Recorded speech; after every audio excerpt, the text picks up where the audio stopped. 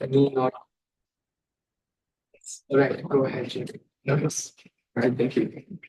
Um, well, thanks for inviting me, and thanks everyone for being here. I think this might be the exact room that my master's thesis was examined in. So I have some mixed feelings about C3, but anyway, maybe I can exercise some demons today. So part of the reason that I'm excited to talk to you is that I think there are several people in this room who could directly make use of what I'm about to talk about, or we could collaborate on something. And so I've tried to tweak the talk in ways to make that, I don't know, more possible. And the talk is about something that I've really enjoyed doing over the past few years, which is reading a paper in physics literature, specifically the non-equilibrium statistical physics literature, complex systems literature, very, very carefully, and then trying to convert its claims, maybe they're vague claims, maybe they have some very big claims.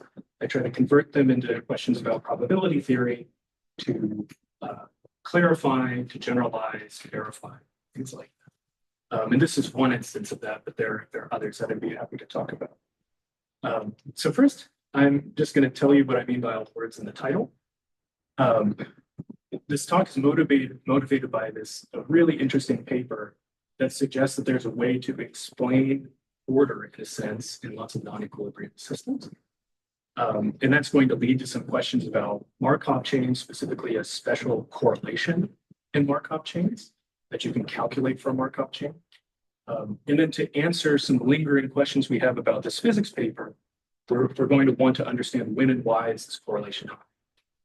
So I'll spend probably half the time on the first two sections, the rest on the third, and then just a little bit to summarize and hopefully open it up for some discussion. Okay. So I want to start with the example of a protein.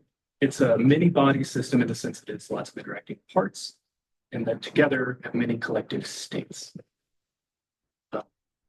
And you can think to observe the protein over a very long period of time, to watch as it chooses between the various conformations available to it. And I'm imagining the conditions that the protein is under are not substantively changing over time, so that the protein reaches a kind of steady state. It's not staying in the same state all the time. It's moving amongst them. But it makes sense to talk about the long run fraction of time that you spend in a particular state. Okay. This thing is a probability distribution that I'll call pi. This is the long run fraction of time that you spend in each state, say x. And now the notion of order that I care about is that for many, many body systems, not just the protein, but for many living and driven systems as well, these probability distributions are far from uniform. That's not a profound statement. It's just a very basic fact. It's that these probability distributions concentrate on relatively few special states. Okay, and that warrants an explanation. Why is that? We should be able to say why. But a good explanation has the following form. You want to be able to say that pi x is high or low because x has some especially high or low property. There's some quantity that you can put to x that explains or summarizes why it is high or low probability in the steady state. Okay. And you might want to phrase that by comparison. Maybe I give you two states, two conformations in this case, and I say, why is pi x greater than pi y? You should be able to answer that question solely by referring to x and y. And what's remarkable is that for steady states of systems that are in what's called thermal equilibrium, there is a really good explanation. And it comes in the form of the cornerstone of statistical mechanics, the Boltzmann distribution. And it says that for systems in thermal equilibrium, pi is proportional to e to the minus beta energy. So beta is just a constant. It's really about the energy. The energy is a property of a state that explains its relative weight in the stationary distribution, the steady state distribution.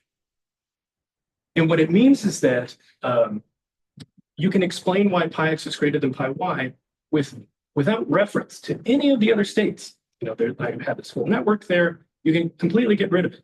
And all you care about are the energies of x and y. And for proteins in particular, evaluating the energies is something that people have devoted their careers to making very fast.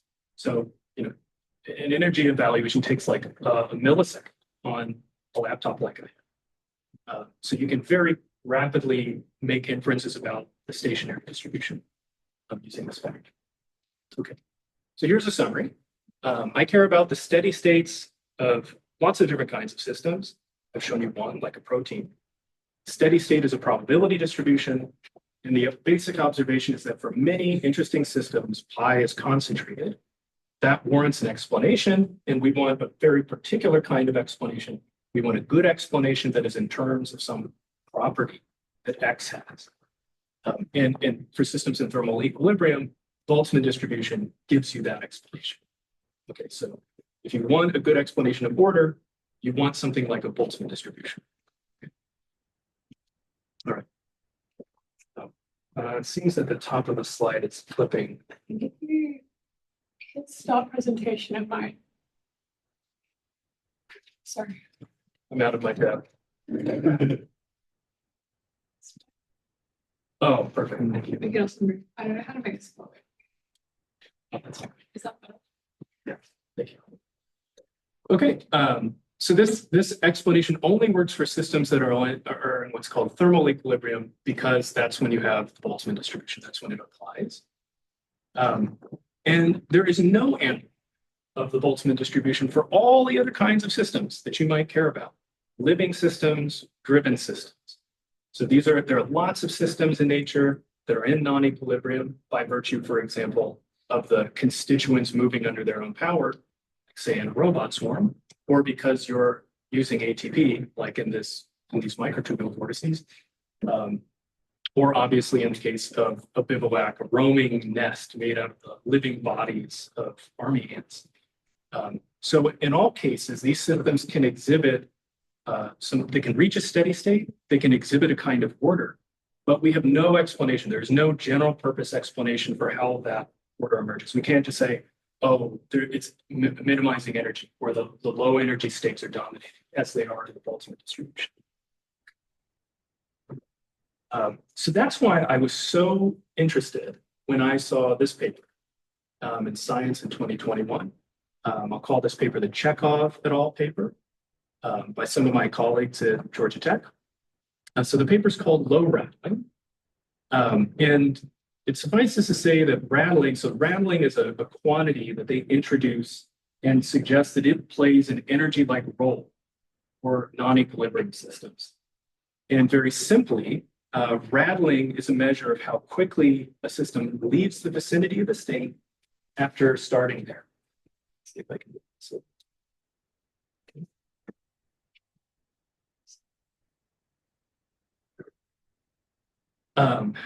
So it seems very simple, but I just want to remind you that pi is about the long run fraction of time you spend in a state. So it's in general not something that you can infer very easily. This rattling quantity is just about the local vicinity of a state. So in some sense, pi is like a global thing, and rattling is like a local thing, in the same way that energy seems like a local thing. Okay. So their claim that rattling explains the steady state distribution is a very non-trivial claim. So how did they justify this? Well, they did a lot of simulations. They ran a lot of experiments, mostly with robot swarms. I just want to show you two of them to explain the thing that they observed that's motivating us. So here in this first example, it's just a simulation of the kinds of robots they built. These are just simple robots that flap their arms according to some pattern that they control. And they're confined to a ring. And what you see is that under certain conditions, they can get locked into sort of near periodic dances that sustain themselves for long times. These are just something they came up with that they, set in motion, and they exhibit, some sort of interesting phenomenon. They formed these scatter plots to summarize what they saw. So every point in the scatter plot represents a collective state of the system, which is pictured just above in the case of the simulation. And they calculated the long run fraction of time that the system spent in a state and plotted it against this quantity that they call rattling. And what they observed was a kind of linear scatter. Yeah. Discrete or continuous space that. So it's more naturally continuous, but they discretized it. Okay, then the discretized microscopic space or the phase space. Mhm. And look how long you stay within a certain box. That's right. And the way that they do the discretization is something that I would very much like to gloss over because it complicates the discussion quite a bit. But I know based on some of your recent work that this was maybe something that several people in the room would be interested in. I'm just curious. Oh, So it's not part of an agenda. I just Um, right. And so, I'm only showing you two examples. They did a lot of experiments in almost all of them. They observed that the slope was strikingly close to -1, indistinguishably close to -1, which was my first instance that there was something going on. But in what they call the most stringent test of their candidate theory, they found a slightly different slope. So what they claimed was that, okay, we think that for lots of non-equilibrium steady states, you form this plot and you will get something that looks roughly linear with a slope, quote, of unit order. Okay, so this is the extent of the precision of their claim. So what's interesting is that they observed an approximate analog of the Boltzmann distribution. Because if you replace rattling with energy here, and this were a system in thermal equilibrium, this would be a straight line. It would be a perfect. So this is an approximate analog of the Boltzmann distribution because it's not a perfect scatter. And also, instead of energy, you have this quantity rattling. Okay, and so this is what I'm summarizing with, this Boltzmann-like just proportionality in quotations. It's actually something that's happening on the log scale, and it's not perfect. Okay. But can you see the potential of this thing? Of how powerful the Boltzmann distribution is for systems in thermal equilibrium? They observe something that looks kind of like that they claim could apply to lots of non-equilibrium steady states. This could be really valuable. Okay, but it's mysterious. Oh yeah. Is it like for this picture, for instance, what does R looks like as a function on the state space? What type of Okay. is it like direction mechanistic interpretation? So I will shortly give you a Markov chain quantity that is the Markov chain analog of it.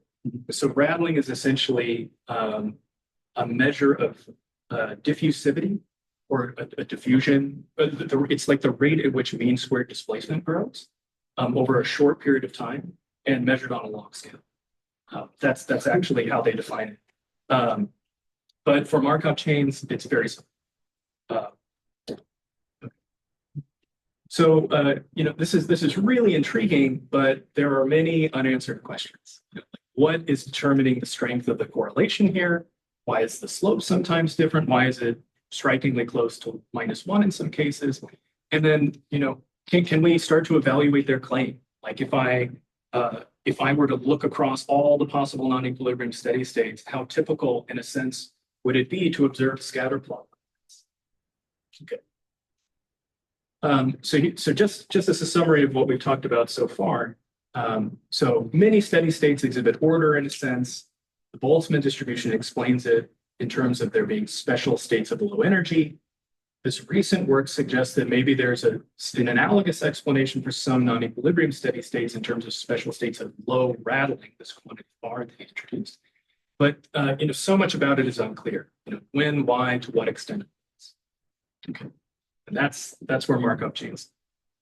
So in this next section, I just want to translate what the Chekhov et al. Paper observed into the language of Markov chains. So first, I'm going to tell you about Markov chains just in case, specifically Markov chains in continuous time. So I'm not just shoehorning in Markov chains. There are Markov chains in continuous time are a very natural model of precisely the kinds of steady states we'd like to that exhibit order and whose order we'd like to explain. So this is a very natural step, but now we properly work with a discrete state space. Okay, so I'm going to call the generic states something like XYZ in lowercase. And the thing that actually defines the Markov chain are its transition rates. Okay, so I'll call these capital QXZ. And these are off diagonal things. You don't have transition rates from a state to itself. And the key quantity, the first key quantity that we need to introduce is the exit rates. So this is simply the sum of all of the transition rates leaving a state. Very simple.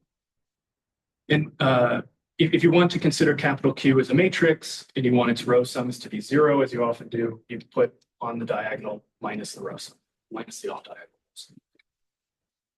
So here's what the dynamics do. So starting in a state X, you hold there for some random amount of time that depends on the exit rate. And the only thing you need to know is that it's 1 over QX on average. So if you leave at a rate of QX, you hold in the state for 1 over QX units of time on average before jumping to a new state. And you jump to a new state, say Z, with probability given by just normalizing the transition. Okay, so if you want to go from X to Z, it's with a probability that's the transition rate here divided by the exit rate, so the sum of rates leaving the state. And then after you do that, you just repeat the whole process at the new state that you're at. Okay, so that's what a Markov chain and continuous time does. It has the important thing to think of is that it has a hold part and a jump part. The hold part is determined by the exit rates. The jump part is something slightly more complicated. Okay.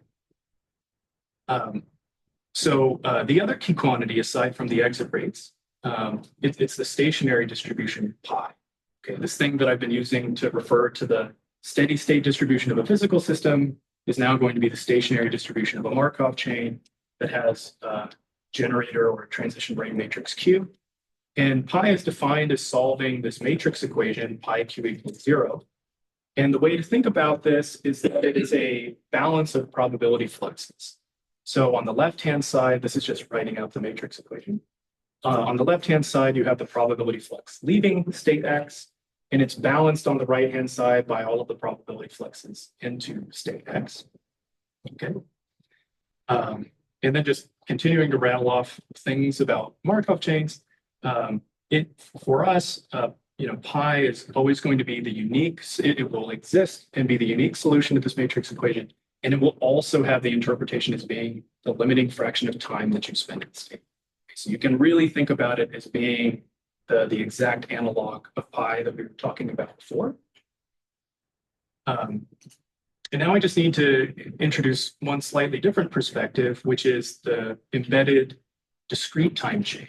So if you were just to ignore all the holding times and these random holding times and replace them with one unit of time, now you have a discrete time chain that makes all the same jumps. Okay, and that Markov chain P has a stationary distribution pi hat that solves a slightly different probability flux balance equation. Okay, and pi hat differs from pi in that it's not the limiting fraction of time you spend at state X, it's the limiting fraction of jumps that you make to state X. Okay, so pi hat, q, little lowercase q. These are the three important objects. Stationary distribution, the discrete embedded jump chains, stationary distribution pi hat, and the exit rates. Okay. So these things satisfy a very simple relation that shows up in undergrad courses on Markov chains.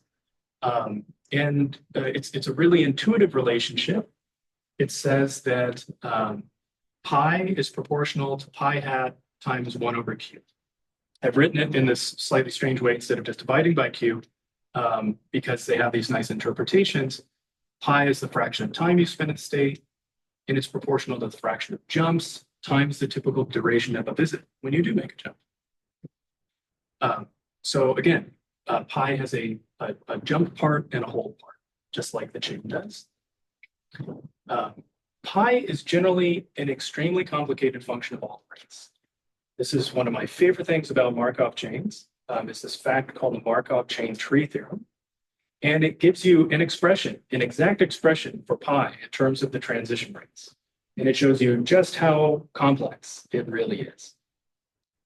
I'm just going to show it to you. So this is a Markov chain on just 4 states, the vertices here. And it has these possible transitions that are, denoted by these gray edges. So in general, to determine pi, you need to know for every spanning tree of the state space, the product of the transition rates along the edges of the spanning tree directed toward the state you care. So this is what you need to know to determine pi x in general. It's a lot of information, even for a chain on just 4 states. Okay, so where does that complexity come from? It sure doesn't come from Q, because Q, the exit rates are very simple, just being the sum of the rates leaving a state. It comes from pi hat, because pi hat is the thing that encapsulates all the possible ways of jumping back to a state. Okay, and so the way I think about it is that a stationary distribution has local and global, or simple and complex parts. The global part is pi hat. It's about all the possible paths back to a state. And then there's a simple local part that's given by the exit rates. And I just want to point out, how would you infer these components in an experiment? It would be very difficult to contrive an experiment where you see, say, fluxes forward and backward across a single edge. But it's very easy to infer little q from an experiment. You simply initialize the system, say a robot swarm in a state, and you watch it leave. Then you stop it, put it back in the state, watch it leave, and you just average the times it takes to leave. Okay, so it's really simple to infer q, very complex to infer pi hat. Okay. All right, so now we are ready to return to our original purpose. So we'd like to understand how scatter plots like these arise. And the starting point is, it's the starting point of a paper that Dana Randall and I published in PNAS at the end of 2024, which is that the Markov chain analog of rattling is simply the log exit rate, simply the exit rate measured on a log scale. And that means that what Chekhov et al. Observed, if we want to get some better understanding of what's going on, we should just sort of replace it and then try to characterize these scatter plots, but for Markov chains. Okay. So the quantity that we really care about is the thing that determines the strength of correlation in this scatter plot. Okay, so correlation is defined as between 2 random quantities. These axes are not random. So to make them random, we pick a state at random. Okay, that's how we make them into random variables. And just by default, I'll pick a uniformly random state. It doesn't have to be, but I'll just pick that by default. And then the only other change is I'm going to throw a minus sign on the y-axis so that the correlation we're looking for is a positive. Okay, so if we can understand this correlation, we can understand why Chekhov et al. Observed scatter plots like these. And we're on our way to understanding if it's really possible to explain order simply for broad classes of non-equilibrium steady states. So it's important to understand this correlation. So yeah, I think I'm a bit confused. Like to me, so both phi of x and q of x are like the same things, not like the time you spend in a state. So I don't really understand what the difference is. So pi is the long run fraction of time you spend in a state. Yeah. Qx is how fast you leave a state when you start there. So this first fact tells you that pi has these 2 parts. It has the complex global part, the simple local part. And essentially, the thing that Chekhov et al. Observed was you get high correlation between a generally complicated thing and the simple local thing. So that's why this is a valuable parameter to study, and why for No, please continue. I'm going back to the example. So my understanding is that the Q depends on the outlinks, right? Where the other one depends on the inlinks. Yes. So is it the case that you will have a correlation in the case when the 2 are uncorrelated? If the number of inlinks to a node is uncorrelated to the number of outlinks, it should mean that the fraction of the time you arrive is independent in a way of the time you spend on the node. would you expect that in that case would have a good correlation with the path, or is there Oh. no such thing? Yes, in a case where sort of the influx or the in rate or something is uncorrelated with the out. Yeah, actually, that's great. That's what you. That's great. So I'll show some examples later, but okay. I don't want to get too far ahead, but I have something I'll point it out in a few slides. Something very clarifying, I think. Okay, so yeah, we care about this correlation, and when and why is it high? So, for which systems and why. Okay. So I'm going to show you, there are lots of different kinds of results I could show you. I'm just going to show you 3 kinds of results. This row, it's a new quantity. We don't know anything about it. So we just like to get some handle on things like, is there a formula for it, a simpler formula for it? Can we estimate it? Can we calculate it? And, how does it change as you change the Markov chain? How sensitively can it change as you change the Markov chain? So first, I'll tell you about the formula for rho. So just recalling this fact from a few slides ago, pi hat, and q are related in this simple way. So if you just want to plug pi in right here, you should just take the logarithms. And this correlation is very natural in a sense because of this fact. Because minus log pi splits into its complex global and simple local parts. I can jump ahead a little bit here to get back to your question. Really, the only thing that can go wrong, if you want high correlation here, is for pi hat to directly oppose q in some sense and to be stronger than it. Okay, so it's a very limited set of circumstances. 2 things have to happen in order for you to not get correlation here. And I'll show you a diagram in a second that summarizes that idea. Okay, so because we want the correlation, and it's a correlation of a sum of 2 things and then one of those things. That's the correlation we care about. There's just a simple formula we can use. You can just work this out. And then we just substitute in these 2 parts for u and v. And we get this new formula. We have a new formula for rho now. It's in terms of 2 new parameters, rho hat and r. Rho hat is the correlation between these 2 parts. And r is the ratio of their standard deviations. So rho hat is measuring, are the parts working together? Are the states that you're visiting most frequently also the states that you hold in the longest? And R is measuring which is dominating, the complex global part or the simple local. And so this is a result from that PNAS paper. And I just want to reinforce this interpretation of the result. We also have an expression for the slope in the scatter plots. I just don't find it as interesting. But this does actually explain why, in those scatter plots I showed you before, Chekhov et al. Kept seeing slopes of exactly 1 or -1 before the convention change.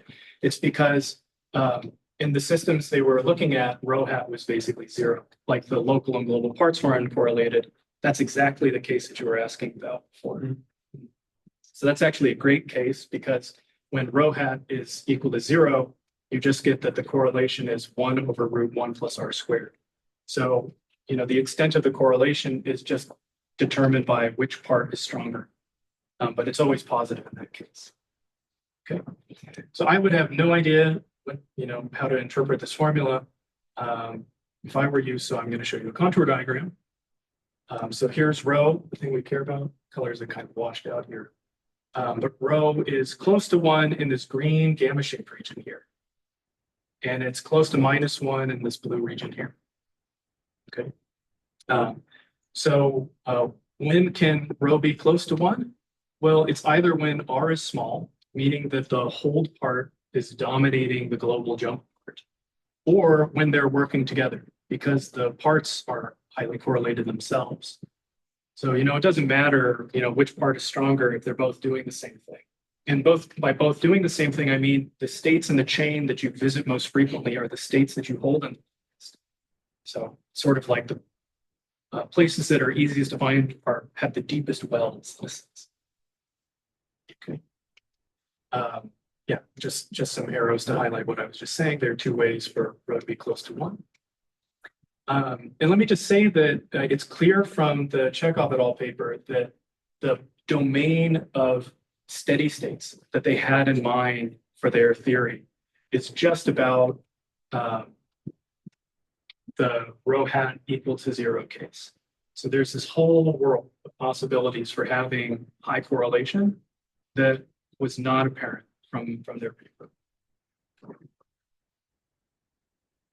So let me show you some examples. So there are tons of Markov chains, families of Markov chains with uncorrelated parts. The simplest way to get them is by picking the transition rates at random from some distribution. So these 4 figures are showing you, I'm starting from an underlying complete graph or a hypercubic graph, so densely connected, sparsely connected. And then for every undirected edge in those graphs, I'm picking forward and reverse rates, all IID from either an exponential distribution or a log normal. A concentrated distribution, slightly heavier tail distribution. So among these 4 figures, you should be thinking sparsely connected, densely connected, concentrated rates, heavier tailed rates. In every case, the correlation is high. So the place absolutely tree-like, or they like this sort of stay around it. So just stay that they move around the ball and that they jumps. So all of the transition rates here being positive means that they have the same connectivity as the complete graph or the hypercubic graph. Very tree-like. Okay, so now I'm going to show you the same plots, but instead of pi on the y-axis, I'm going to make it pi hat. So it's not going to be about, the correlation rho. It's now going to be about rho hat. So in this case, rho hat is basically 0 in every case. And our, which part is dominating? It's, the global part dominates a little bit here, but in most cases, the local part is at its strength or greater. So when you make a Markov chain by picking the transition rates at random on one of these graphs, parts are uncorrelated, and generally the local part is doing just fine, meaning R is like 1 or smaller. And that means that the correlation is like 1 over root 2 or higher. Okay. So the correlation is always like 0.7, something, which is what we saw on the previous slide. Okay, so random Markov chains, they live here in this diagram. And because I think people in this room could, make use of this, if you have a Markov chain you care about, it is a point in this diagram. And if you have a Markov chain that has some parameter that you vary, some parameter of the model, that makes a curve on this diagram. And by doing that, by interpreting those curves, you can learn something about the system you care about. And I'll show you, well, okay, I don't want to talk through all the details of these models, but in the PNAS paper, we do this for 2 apparently similar models of animal collective behavior. These aren't models we came up with. These are models that are used in the literature. And you can see that they, have some interesting behavior in terms of this correlation we care about, with one of them exhibiting like an all or nothing change as you increase the number of ants under consideration to colony size. There's an all or nothing change in this relationship between local and global in a chain. Anyway, so I'm just advertising this. Okay, so by coming up with a formula for rho, we have answered some of these questions. We understand what goes into having high correlation and why the slope is sometimes different. And so, the remaining question in a sort of boundless question is, how typical are systems with scatter plots like these? And the reason this is kind of a boundless question is because there are all sorts of ways you could think about putting distributions on Markov chains.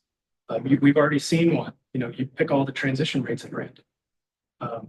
So I'm going to talk about two results that are in the sort of random Markov chain setting. And one, I'm going to show you a lower bound on the expected value of rho for dynamics on random energy landscapes.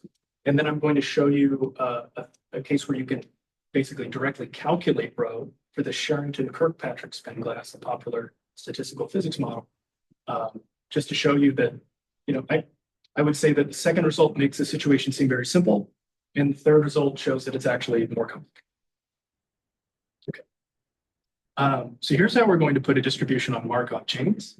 We're going to start with a connected graph, and we're going to have two sets of parameters. We're going to have vertex parameters and edge parameters. And you should think about this as being an energy landscape on a graph where at a vertex X, you have a well of depth Wx. At Y, you have a well of depth Wy. And if they're connected by an edge, then they have a barrier between them, a symmetric barrier between them, B. Okay. That doesn't give you a dynamics. To get a dynamics from that, you exponentiate the difference of the two. So if you're going from X to Y, the transition rate is e to the difference of these two things, the height difference. Okay, this is a set of transition rates that are inspired by reaction kinetics, but this is actually a perfectly general way of parameterizing Markov chains that satisfy detailed balance. Okay. You might think it's a little bit weird that I would be talking about detailed balance chains when I'm interested in non-equilibrium steady states, but I'm happy to explain more about why it makes sense to do that at the end. In particular, the correlation that we've come up with, it has nothing to do with detailed balance. You can calculate it for a detailed balance chain, non-detailed balance chain, whatever. And by studying it in the case of detailed balance chains, we benefit from knowing that it has a stationary distribution of Boltzmann form. So this is going to make the calculation easier, and it will tell us something about how this differs from the Boltzmann distribution, having this high correlation. So one last thing to point out is that if G is a regular graph and all the barriers are set to 0, the correlation is exactly, and that's because the barriers are 0, then QXY is just e to the WX. It's the same for all of the out edges. So, and because I assume that G is regular, that's the same prefactor for all of the states. So it drops out when you take the log. And so you just get, here you would get W of capital X, and here you would get W of capital X. So basically the case of regular G and no barriers is where the prediction of this rattling theory and the Boltzmann distribution coincide. So they're generally distinct things, but in this special degenerate case, they're the same. Okay. All right. So here's just an example. This is what it looks like when you pick the wells and barriers to be IID Gaussians. So the black circles are the case when I zero out the barriers, and you get perfect correlation in every case. When you add in the barriers are the thing that take you away from perfect correlation. That's what you have with the green triangles here. And the effect is more pronounced as you get sparser and sparser. So for the cycle graph, the correlation is lower than it is for the complete graph in the hypercube, but it's still moderately high. And that suggests that in a way, independent of the degree of the underlying graph, there's some high correlation phenomenon happening regardless. There's some dimension freeness happening here. Okay. And that's what this next result states. So if you have a connected regular graph, the assumption of regularity is just for simplicity, and it has enough vertices, and you pick the wells and barriers to be Gaussians with differing variances, then the correlation that you ultimately get on average is close to 1 in a way that depends on the ratio of the variances. So this is the barrier variance, this is the well variance. So it's saying that having high correlation on average is guaranteed when the wells vary more than the barriers do in your landscape. So it's not saying that the barriers are small. It's not saying that the wells are deep. It's saying that the wells vary more in their depths than the barriers do in their heights. There are just some notes about how, okay, if there's no dependence on the degree of G, that's kind of interesting, but it's what we saw in the examples. And I just want to say that there's some, yeah, allowing some dependence among the wells and barriers. I assume they were IID, but some dependence is okay. And you should really, even though this is for a specific model, the proof makes it clear that this is something that is a pretty generic fact. And in accordance with that, the proof uses just a very nice Gaussian concentration in order to get the result. Let's see. Okay, so I'll briefly outline the proof just so I can get to this third result and then summarize. So, to calculate the correlation, we just want to plug in the two things here, pi and q. We already know that pi is the Boltzmann distribution, so that's going to be easy. And so it's really just about figuring out what the exit rates are. So, based on the definition of our model, it's just e to these energy differences for all of your neighbors y. And I want to isolate the well depth part that's common across all of the y's from the part that is summed up over all these edges, which I'll call the barrier function. So this, if you look at just shoving everything else into this ax. But this is a nice function. It's a log sum x, and we'll use that in a second. And then because pi is a Boltzmann distribution, the correlation is just W and it's between W and W plus A for a uniformly random state x. Okay. And so I just want to point out there are two sources of randomness here. X is a uniformly random state. It's like how you're observing the system. And that's distinct from the randomness in the landscape that shows up in W and A. So I haven't written it, but this is really a conditional correlation. It's conditioned on the landscape. So this row I'm thinking of as being a random quantity. The randomness that's being averaged out in this correlation is just the way you observe the system. This choice of uniform state. So then we use this formula we derived from before. And the reason it's useful is because you can Taylor expand. So you can Taylor expand it for small values of r. And you see that what you get is basically like 1 minus 1/2 r squared. It's like 1 minus 1/2 r squared because rho hat is a correlation coefficient. And the worst case is when it's 0 here because we're looking for a lower bound. And you can basically use this to show that in expectation, it's at least 1 minus the expected value of r squared. Okay, that's like pushing the expectation through here. The only thing that's tricky is that you're Taylor expanding, assuming that r is small, but r is a random variable. So you need to, that's why you wind up getting a different factor here. Instead of 1/2, you're getting 2. So then there are two key observations you need to complete the proof. The first is that this barrier function in the lower left-hand corner, which is a log sum x, is a Lipschitz function of the barrier heights, which are Gaussian. And so you can use the Gaussian concentration equality essentially to show that the variance of the part in the numerator is like sigma b squared. So it's like the variance of the barriers. The variance of the barrier function is like at most the variance of the barriers up to a constant. Okay. That essentially here is because, again, these are like conditional variances. And so you have to relate the variance of a particular AX to the variance of A capital X. I won't bore you with the details. Okay. And then for the denominator, this variance here is an empirical variance of Gaussians. And it's remarkable, but for this random variable, there is an explicit form for its expected reciprocal. That's what you need to put in the denominator. And it just so happens that it's 1 over the individual variance here. So you plug those things in, and that's how you get the result. Okay, so all we really used was the Gaussian concentration inequality. That's really all you need for this proof. Okay.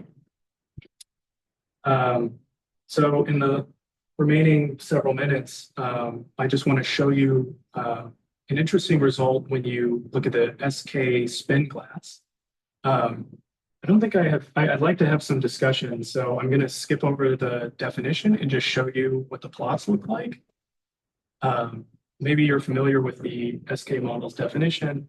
It's a random Boltzmann distribution where the Hamiltonian is random and the randomness is in the form of the couplings between the coordinates. And these x's are in the n-dimensional hypercube. Okay. So it doesn't have dynamics. You need to associate some dynamics to it. And a very common way to do that is through a whole family of dynamics that are interpolating between these two extremes, where you jump at a rate that depends on your origin, the energy of the origin, or you jump at a rate that depends on the destination. You can interpolate between those things with a whole family of dynamics that satisfy detailed balance with the Boltzmann distribution. And you can write this in the Wells barriers form and see that the barriers depend on lambda. And the lower bound we saw before doesn't apply to this case because the wells are highly dependent. The wells and barriers are highly dependent. Okay. So even if all that was too fast, I just want to show you the kind of result we get. So in this case, you can basically exactly calculate the correlation as a function of lambda. Even though this correlation is a random variable, you have a high probability characterization of its value. And it's basically a sine function. It's a step function, basically. And it jumps up at this special value lambda star that looks like 1/2 when the dimension is high, but is something slightly less than 1/2 in lower dimensions.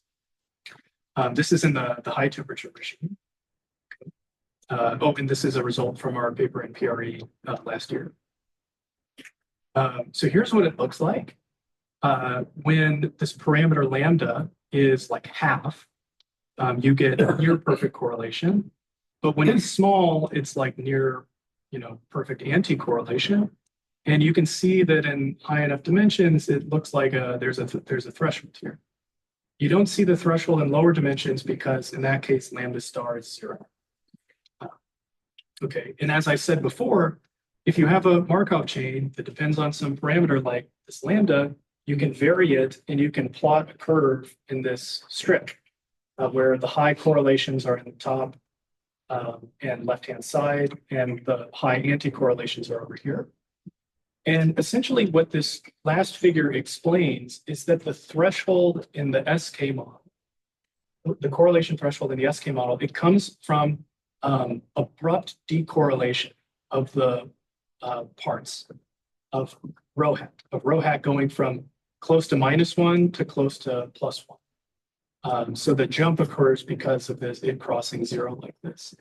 So it's when the states that you visit most frequently, that you start off with the states you visit most frequently being the states you leave the fastest. And then for a brief period, how frequently you visit a state and how long you stay there when you do become uncorrelated. And then they become highly correlated in a way that reinforces, holding in a state.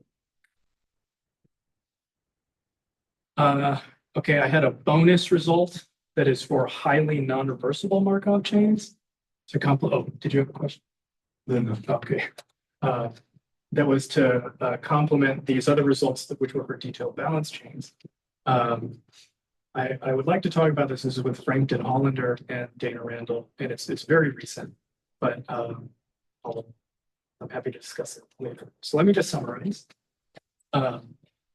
So our motivation is that there's no analog of the Boltzmann distribution that we can use to explain order. So the key idea is to replace the correlation that's implicit in the Boltzmann distribution with something weaker. What I mean is that another way to write the Boltzmann distribution is perfect correlation between -log pi and energy. So it's very natural if you want to weaken it, okay, I'll just make that correlation approximate, but I'll pick some other quantity, something that's easy for me to calculate. The rattling paper, this paper by Chekhov et al., inspired us to pick log Q, and that leads to a whole host of questions, follow-up questions that we have to the Chekhov et al. Paper. And our results show that there's a whole nother way for rho to be close to 1 than they suggested.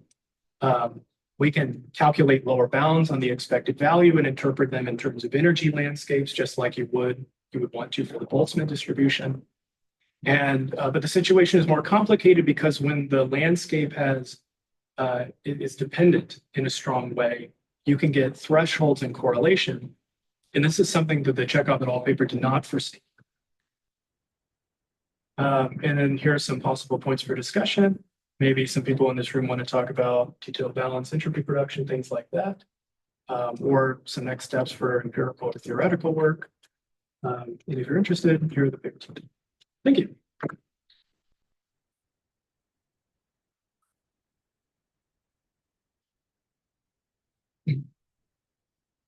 Yes. Question for you, and the first question is like, what's the order in your case? Like order in physics, they're sometimes associated with disorder and phase transition. And how does it relate to Markov chains? So first thing is that order is just a word that felt natural to associate to use to interpret the probability distribution being concentrated on a few states. But so it's a kind of temporal order, but it reflects the order that, or the thing people more commonly think of as order, like crystalline order or something like that. Like the states in thermal equilibrium that dominate are low energy states. They give rise to the order you see. And also they tend to correspond to some spatial symmetry, because those are the things that have low energy. And now abstract away, if you don't think about that, then what you're interested in is like what local property explains having more mass over the stationary distribution. That's how you explain it.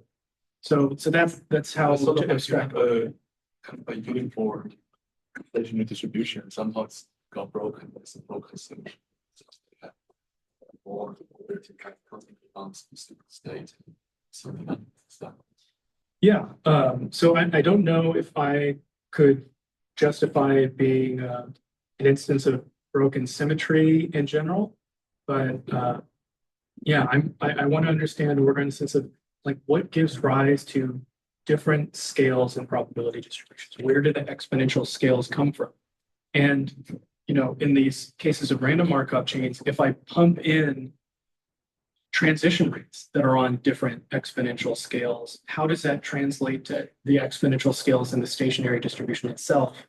And I haven't talked about it, but some other work I'm doing suggests that it's very hard for the pi hat to develop exponential scales of probability.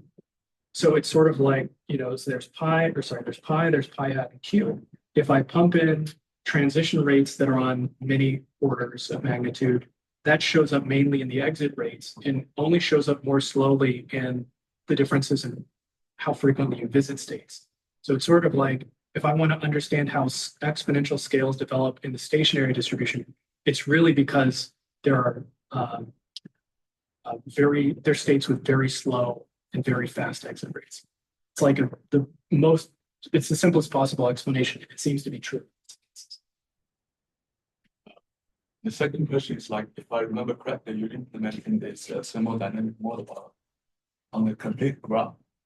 So what's the benefit of using a graph? I would imagine like people study glass transition, they're thinking energy landscape as a continuous landscape. And what's the benefit of using the graphs in implementing the formal metric? Yeah. The Chekhov et al. Paper introduced rattling for systems with continuous state spaces. But I felt that it made more sense to first develop the theory in discrete state space because that's what I was more comfortable with. And also it's the setting of lots of natural models of the kinds of systems that they sought to explain order. But there is, I gave a talk about this in January and suggested that someone should develop, the analog of all of this stuff for continuous space dynamics. And someone who was at that talk emailed me a few weeks later, and they were like well on their way to doing that. So I trust that basically this whole picture, or a lot of this, will hold for like diffusions, general diffusions and stuff like that. Yeah, just one. Okay. So with regard to the diffusions, so when you have like the diffusion process, it splits up nicely into two parts, right? So like you have one part that is just basically the Boltzmann distribution, and then another part that pushes you around. That's the that's the broken decay balance bit.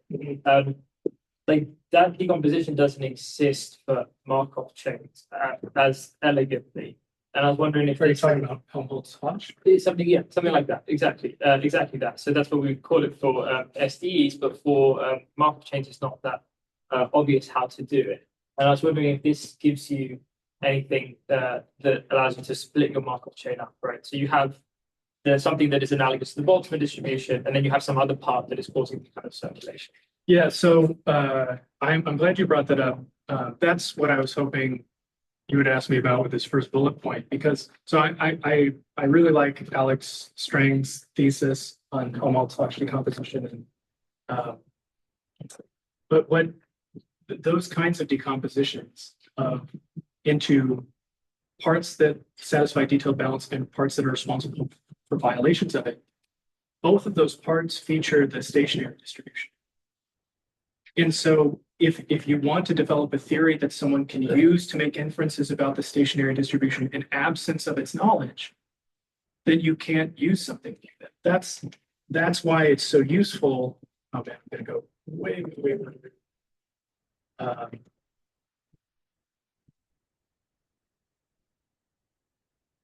That's why this is so useful, because the part that's responsible for the complexity is all isolated in pi hat. And the simple part is Q. This is the thing that's like very easy to infer if you were conducting an experiment. If you want to know things about fluxes, like how for the Goldman lab, how are they to contrive an experiment where they measure a transition rate to or a flux in both directions across an edge? Their states are robot swarms. So they can measure this Q very easily. You just put the robots back where they started and go again. But if they want to measure fluxes, how did it? You just have to start the system and wait for a long time until it re-enters the initial state through, through the other one you care about. Like, yeah, you'd have to count jumps, right, between pairs of steps. So that's not impossible. It's not like that difficult. Like if we do it in small Markov chains, maybe for robot swarms, it's like you have to wait a long time. But I suppose like the broader thing I want to get at is that when I read physics literature, there has for a long time been, I think, a focus on results in non-equilibrium as being about the way and extent to which detailed balance fails, quantifying that, being objects that are about that. But what this picture suggests to me is, what if instead you centered your theory on when the functional relationship between transition rates and stationary distribution is simplest? So instead of centering detailed balance chains and building out from that, this suggests starting with chains that have doubly stochastic jump chains and building out from that. And so I'm not saying that's the path to some true non-equilibrium statistical physics or something, but I'm just saying that, this decomposition strikes me as being different because it isolates the part that has the stationary distribution into one component.